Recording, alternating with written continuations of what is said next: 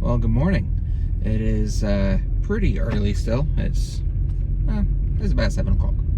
I am just leaving home, and today is a big day. So it's the start of our road to a certified flight simulator. So today, me and Dave from the shop, we're going to road trip down to Las Vegas, Viva Las Vegas.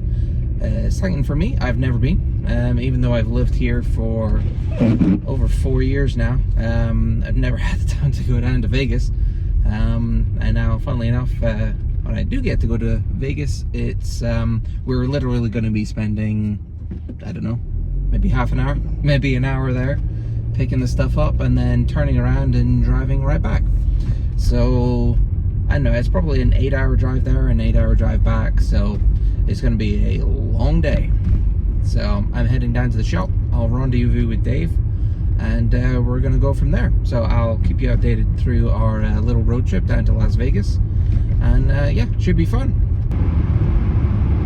So I thought, just as I'm driving along here, I would fill you in a little bit as to exactly what we're doing and why we're doing it.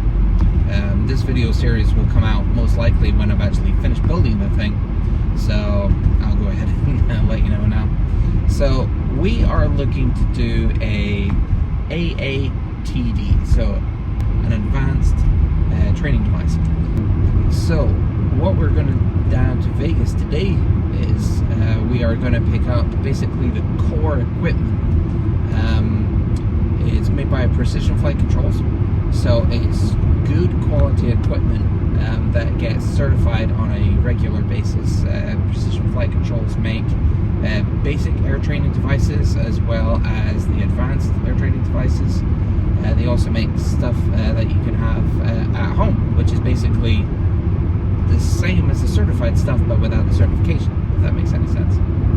So today what we're going down to Las Vegas to buy is the core equipment of the yoke and radio stack, chair setup, and all that kind of stuff. You know, if we had bought it brand new, it would have been, you know, if it came with computers, probably like 25 grand. So it's probably like between $16,000 and $20,000 worth of stuff, which is a lot of money. So since this is lightly used by a guy that just uses it for recreational fun, we are getting it for a bit of a steal. I think so, anyway. And this video series is going to basically document how we're going to put it all together. The computers that we're going to build to run the thing, they're going to be pretty high spec.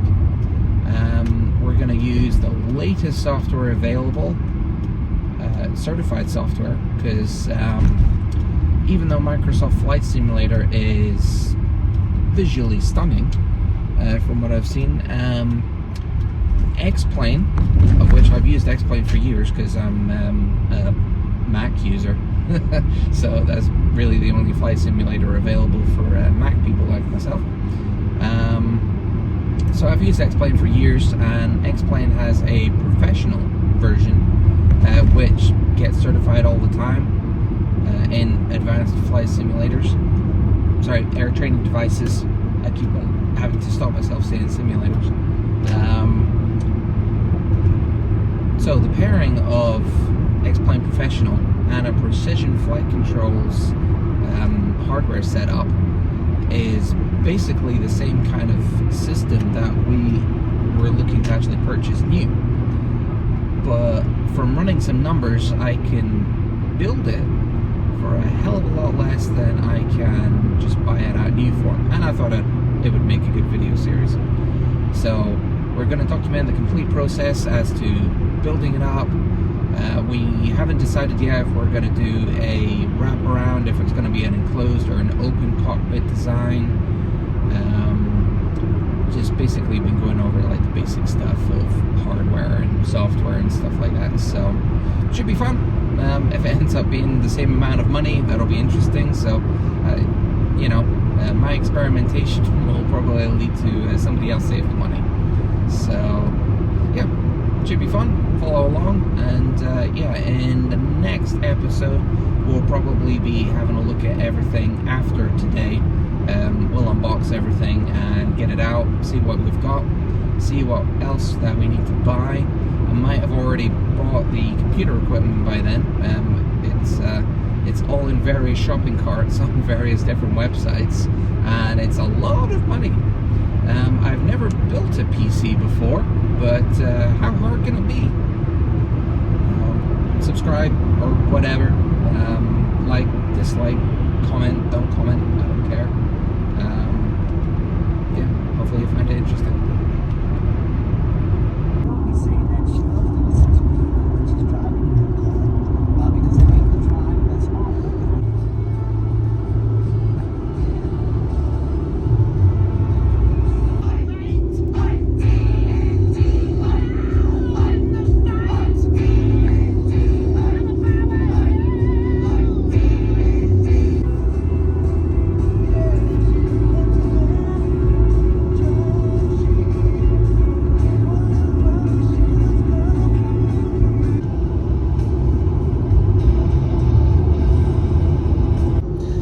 Quick update for you. So we've been on the go for about just over 3.5 hours now. We're here with Dave. He's been diving into the Twizzlers. I've been stuffing my face with donuts and stuff. So we're having donuts. Oh yeah, the mini donuts. So yeah, it's been a fun trip so far.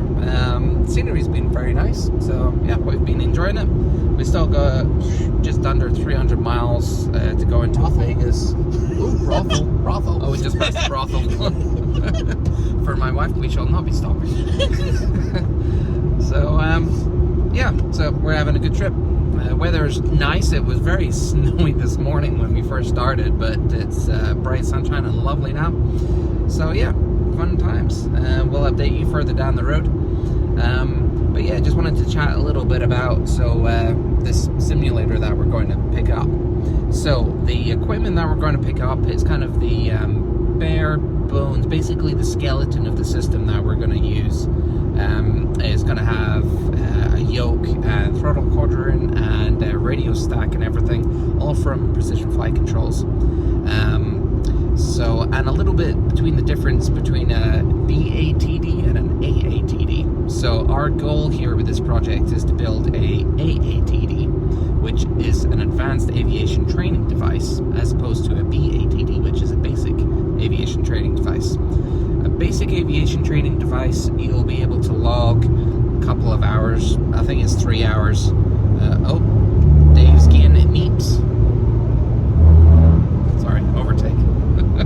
Sorry. Yeah, so a basic aviation training device, you'd basically only be able to log like 3 hours or so towards your private pilot's license, and that's pretty much it. An advanced aviation training device, as well as the 3 hours or so towards your private pilot's license, nothing changes there, but you're able to log hours towards an instrument rating and a commercial rating, and recurrency training and stuff like that. So it's far more worthwhile having an advanced aviation training device rather than the basic one. So that is going to be our goal with the process. We'll go into details in a future video as to the exact specifications and requirements as required by the FAA. So that's going to be a whole process in itself. But yeah, for today we're just going to go and grab the basic bits and pieces of the kit. So yeah, I'll update you later on down the road. Enjoy the view.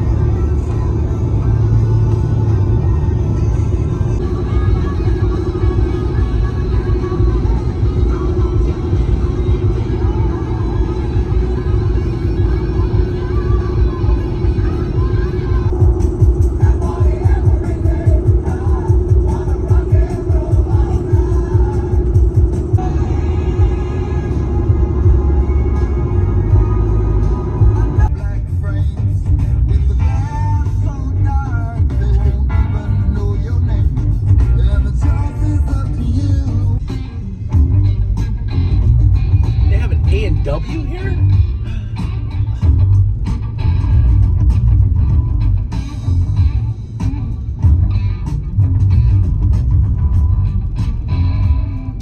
Do you want to go to the Western store?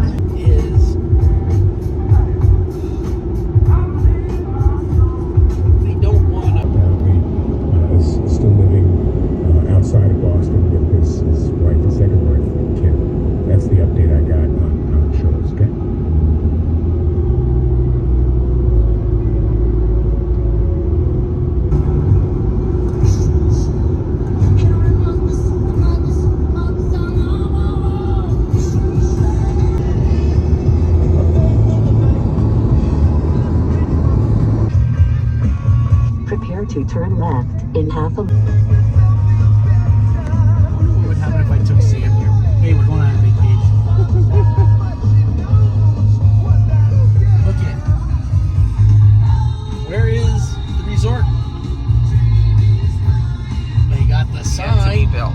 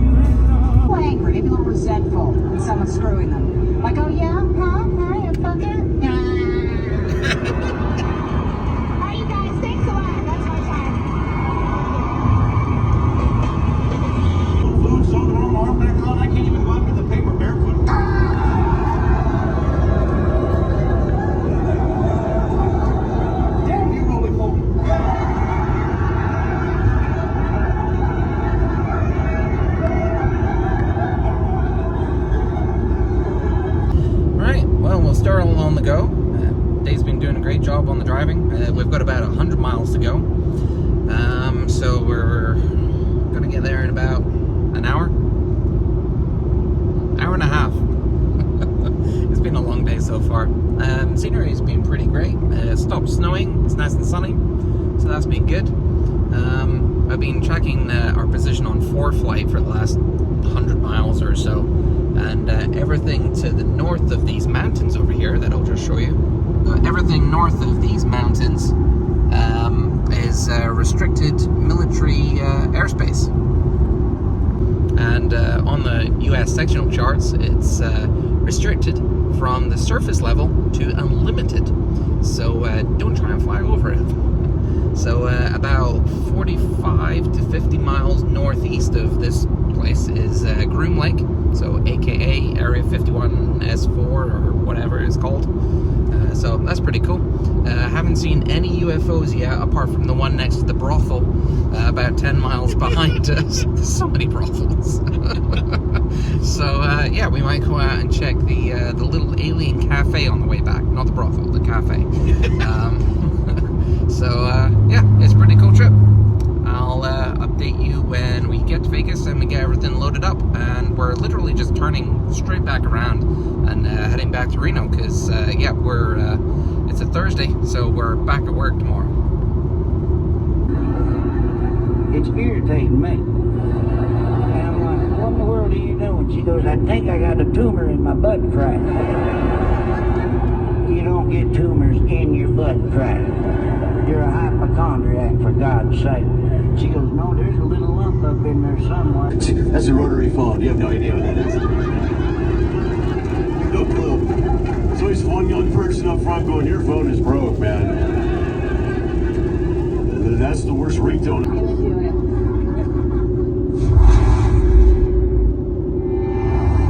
Went to number 1 on Google. I didn't even sell it in stores. Went to number 3 on Billboard. And Okay, it's a few hours later. We've picked up all the stuff, so we've got it in the back here and in the bed of the truck. We just had some pizza, which was great. So we're now plugged in to head back to Reno. So we've got about 440 miles now to go, and we're gonna get there about 3 o'clock in the morning. So yay, and then work tomorrow. So yeah, I probably won't film much of the way back because it's just gonna be dark. It's about 7 o'clock right now, so the sun has gone down. It's getting dark, so yeah, I'll make a little thing when I get back.